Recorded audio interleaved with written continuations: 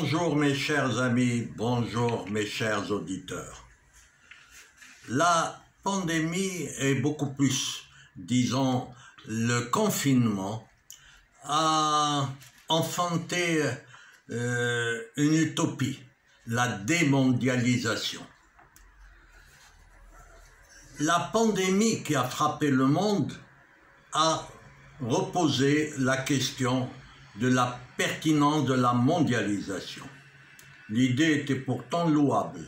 Nous ne sommes plus américains, français, chinois ou marocains.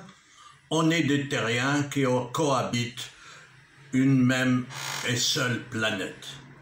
Les progrès dans les transports et les techniques de communication ont rendu la planète un village. Toutefois, il faut reconnaître que cette mondialisation connaît des ratés. Contrairement à une idée reçue, la mondialisation n'a pas été décrétée par une autorité ultranationale quelque part dans le monde. La mondialisation a été simplement portée par le développement des moyens de communication, Internet, et la démystification des rêves de voyage. La libération des mouvements de capitaux, la multiplication des accords de libre-échange, la suppression progressive des visas ont donné corps à la notion d'une planète village. En fait, la mondialisation est une évolution constante des relations internationales entre les peuples. Mais la déréglementation des flux financiers a abouti parfois à la création de bulles économiques annonciatrices de crise, illustrant ce qu'on peut appeler les ratés de la mondialisation. La mondialisation sous sa forme actuelle n'est pas tenable politiquement.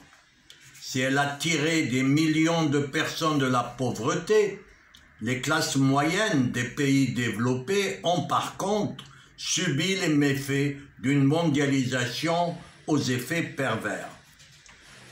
Pour les pays occidentaux, la mondialisation a conduit à une destruction rapide et conséquente des emplois moyennement qualifiés accompagnés d'une stagnation des salaires. Pour que cette mondialisation soit bénéfique à tous, il faut une communauté politique, fiscale et sociale des nations dans le respect des droits de tous et de tous les grands espaces économiques. Aucune culture, aucune civilisation ne peut et ne doit être remise en question. Alors, la mondialisation est-elle menacée aujourd'hui ? Le paradoxe est que cette libération s'est accompagnée d'une multitude de réglementations.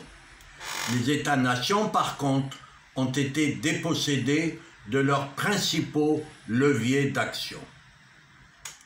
Aujourd'hui, la mondialisation réglementaire a cédé la place à la mondialisation technologique. Avec l'ouverture des frontières et les révolutions techniques, les travailleurs occidentaux ont subi de plein fouet la concurrence d'une main-d'œuvre bon marché des pays de l'Est et d'Asie. Le dernier avatar de la mondialisation va être la crise sanitaire que le monde connaît aujourd'hui. Elle repose la question de l'écologisation et exacerbe le sentiment national.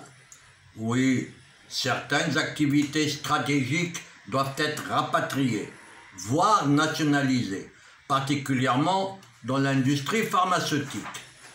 Le confinement a mis à mal les modèles sociaux et économiques hérités des Trente Glorieuses. Mais la mondialisation est devenue incontournable.